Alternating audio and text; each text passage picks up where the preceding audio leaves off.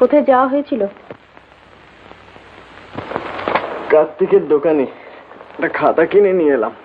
তাতে এত কাহিল? ঘুমুকে বালিশ দেব?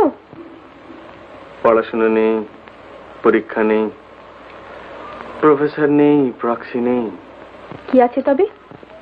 পাগলামো আর পাকামো। পোয়েট্রি,